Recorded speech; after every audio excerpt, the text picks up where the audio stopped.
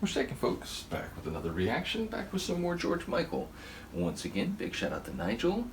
And we're going back to his Listen Without Prejudice album, Volume 1, 1990. And the next tune is Freedom 90. Indeed, people who have also been following the Wham deep dive will know that I jumped ahead on their Make It Big album so I could react to the original Freedom, because I knew this was the next tune on the current George Michael album. So again, in the Wham deep dive, I'm going to jump back maybe to Anything She or Everything She Wants, maybe to Heartbreak.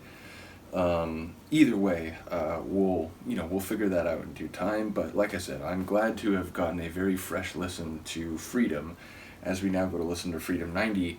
Given what I said during that reaction, if I'm recalling the Freedom chorus / vocal refrain that I can hear in my head, then it must be this version, because the Wham version was very Motown kind of sing-songy. It was definitely not the version that I thought I was recalling. So my estimation is that this is the version.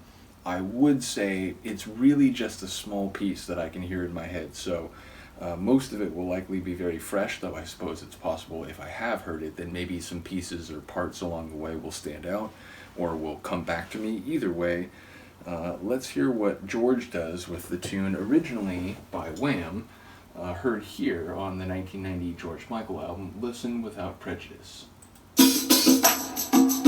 Oh yeah. This is the one. I heard this.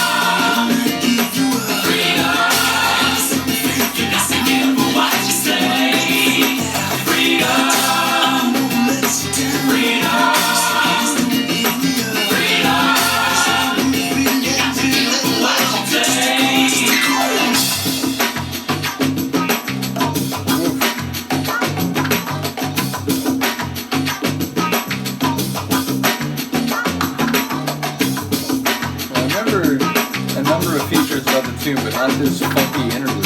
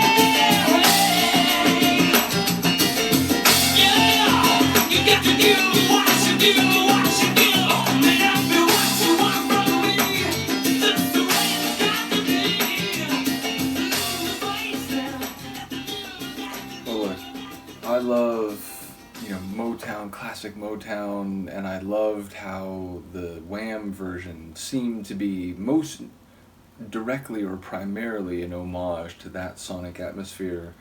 And while I enjoyed what I caught from the lyrics, and it seemed like a complicated emotional sentiment, I thought it was great. But I think this version definitely exceeds it, and it feels like lyrically it builds from the original and takes at least a few of the phrases of the original, but then does something very different with it. And it sounds like not only is the emotional sentiment different, but it feels like, number one, there's still like an interpersonal dynamic going on, but it feels like it's also making slightly larger statements about, and more consistently making larger statements about the human condition, about relations between people, intimate, romantic, and so on. And it, like, I didn't hear anything specific in this regard. I was like, there was one or two lines where I was like, wait, so is that, because now he was like saying, there was something about like a boy, but it seemed like he was talking about a woman. I wondered if like the undercurrent of George's sexuality like is playing a role here, and given the concept of freedom and letting like the lie turn into a truth. Like it felt like there was like a personal expression that was perhaps not as immediately like relevant in the first track, though again that could very well be built off of emotional and like personal experiences. But this one just felt like, again, like it was still personal and maybe a bit broader even than the Wham version, but also I wondered if there was that undercurrent, at least implicitly, if not overtly. Regardless, a really cool tune sonically. The gospel style chorus of Freedom. It made me wonder, like, are there other singers, or was that like all George kind of harmonized together? Because I know there was like layered George singing in different parts. Certainly by the end there were parts where it felt like there were three George voices happening concurrently. But I did wonder about that chorus, and presumably there could be backing singers, and like the nature of that gospel, like praiseful type singing. I like, if there were other singers, like male, female, like I'm not sure, like it felt like it could go either way. So regardless, a really cool tune. The one I remembered, quote unquote, but again, that was fragmentary, and the experience of it was much fuller. Indeed, that whole like funky interlude, admittedly only like 20-25 seconds, something like that, but that was a cool part that I didn't remember at all. So yeah, top track. I can see why this would have been a hit, and I think, again, whenever I may have heard the original, it didn't like stick with me and my cultural memory as much as this one, even if it was fragmentary. So Once again, shout out to George Michael. Shout out to Nigel once more for sharing.